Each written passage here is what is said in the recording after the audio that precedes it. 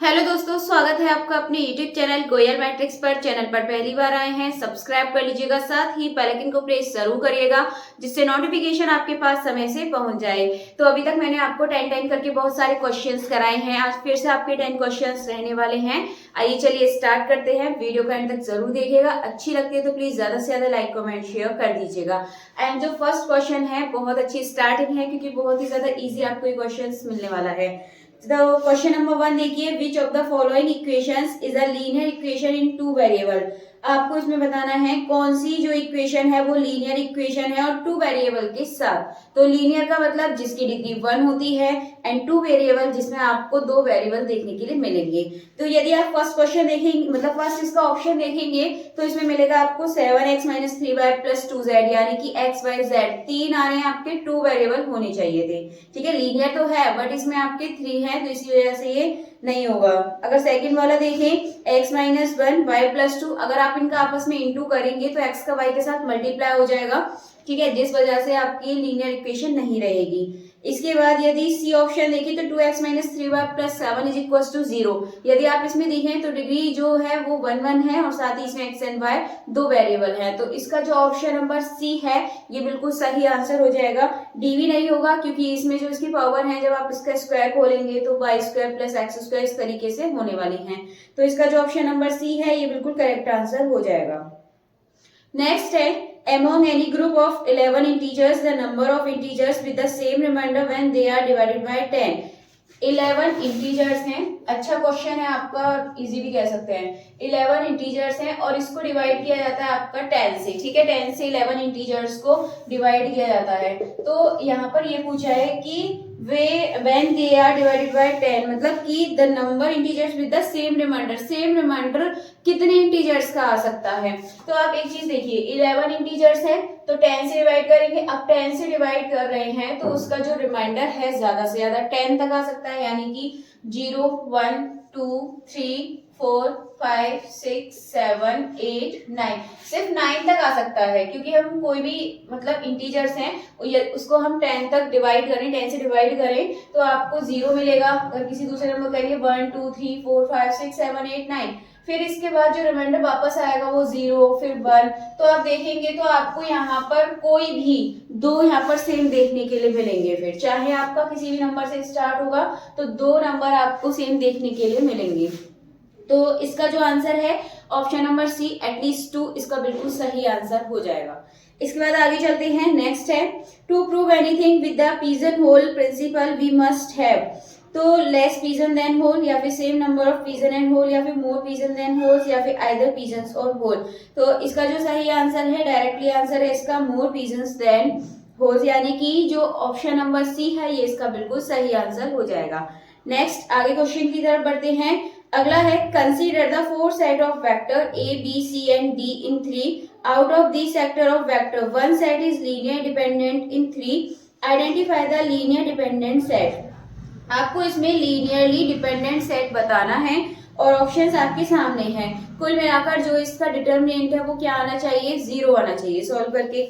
तो जैसे फर्स्ट वाला है, फर्स्ट आपको यहाँ पे दे रखा है 1 1 1 एंड 1 1 0 1 0 0। आप इसको सॉल्व कीजिए कि आपका ये 1 आ रहा है या नहीं आ रहा। तो यहाँ से लेंगे तो आपका 0 बन जाएगा, -1 लेंगे ये आपका 0 बन जाएगा। ये हम यहाँ पे करेंगे तो इसके साथ ये 0 -1, यानी कि आपको यहाँ से फर्स्ट वाले से जो इसका डिटर्मिनेंट है वो -1 मिलेगा आपको। तो ये ऑप्शन नंबर ए नहीं होगा। इसके बाद ऑप्शन नंबर बी देखिए, ऑप्शन नंबर 1 है 1 0 0 एंड 0 1 1। इसके बाद है 1 0 1, ये आपको देखने के लिए मिलेगा। अगर आप इसमें देखेंगे तो आप 1 के साथ लेंगे तो ये मिलेगा 1 और माइनस ये तो 0 बचेगा, ये हम ले नहीं सकते, 0 ही हो जाएगा। ये तो ये लेंगे तो इसके साथ ये और ये 0 बन जाएगा। तो आपके पास यहाँ कितना बचा 1। तो ये भी आपका ऑप्शन नहीं होगा, 0 आना चाहिए। सी देखते हैं 1 1 3 0 2 1 0 0 0। तो इसमें जब आप देखेंगे तो यहाँ पर 1 के साथ करेंगे तो 0 हो जाएगा, यहाँ पर आप 0 लेंगे, ये कुल मिला के इसका जो डिटरमिनेंट है वो आपको 0 देखने के लिए मिलेगा। तो जो इसका ऑप्शन नंबर सी है ये बिल्कुल सही आंसर हो जाएगा। नेक्स्ट अगले क्वेश्चन की तरफ बढ़ते हैं। नेक्स्ट है, if a group G is internal direct product of its subgroup A B C Z then G is isomorphic to, isomorphic किस पे होगा, ये आपका सेम इसी पर होगा, ए बी सी, देन आपका फिर से ए से स्टार्ट हो जाएगा। तो ऑप्शन नंबर जो बी है ये बिल्कुल सही आंसर हो जाएगा। नेक्स्ट क्वेश्चन की तरफ बढ़ते हैं। अगला है the set of all x belongs to R for which the vector 1x0, 0x2 1 और 0 1x are linearly independent, RQ आपको इसमें बता रहे हैं क्या होगा। तो इसको सॉल्व करते हैं।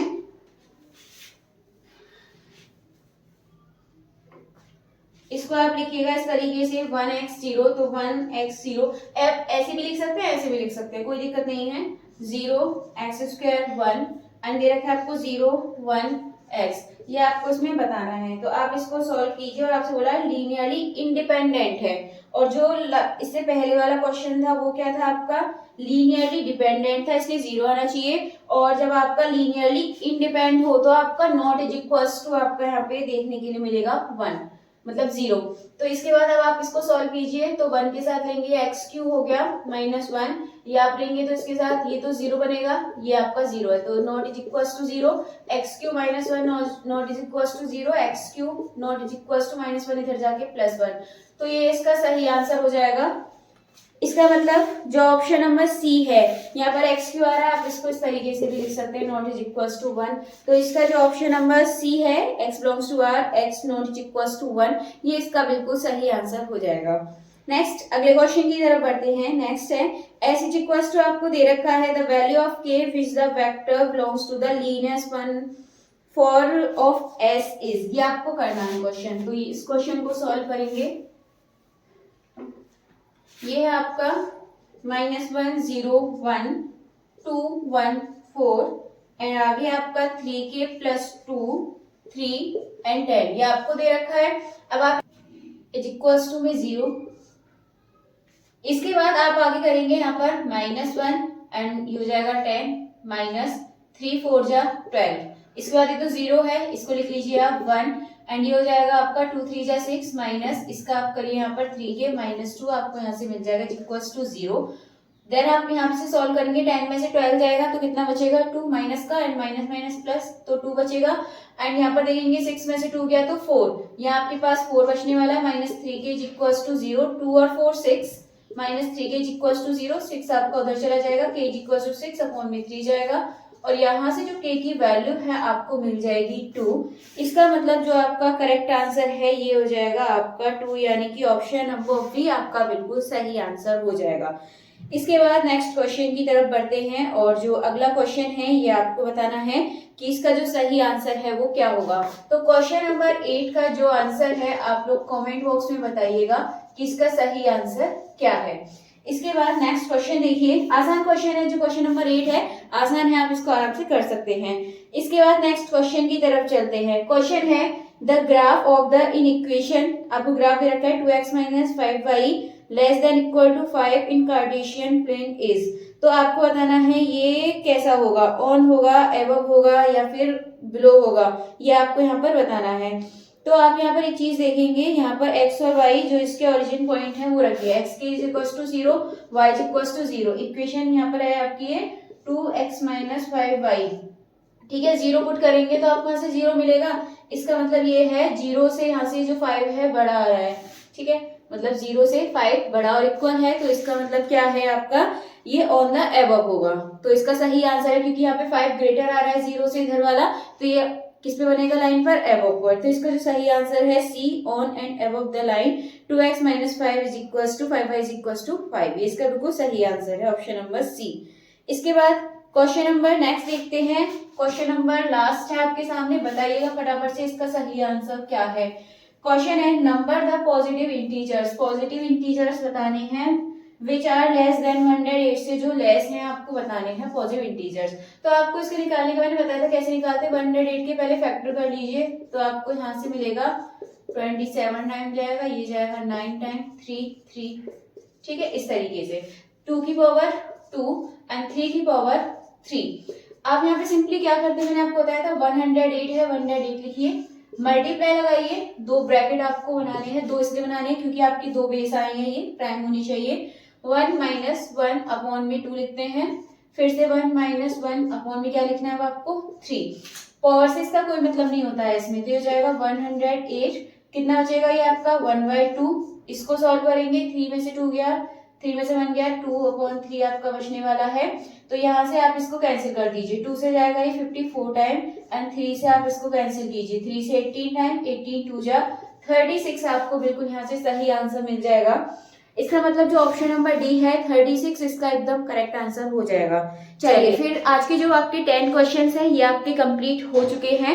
इसमें से क्वेश्चन नंबर 8 मैंने आपको करने के लिए दिया है, जिसका आंसर आपको कमेंट बॉक्स में बताना है। साथ ही आपको ये बताना है कि टोटल 10 में से आपको कितने क्वेश्चन आते थे, कमेंट करके जरूर बताइएगा।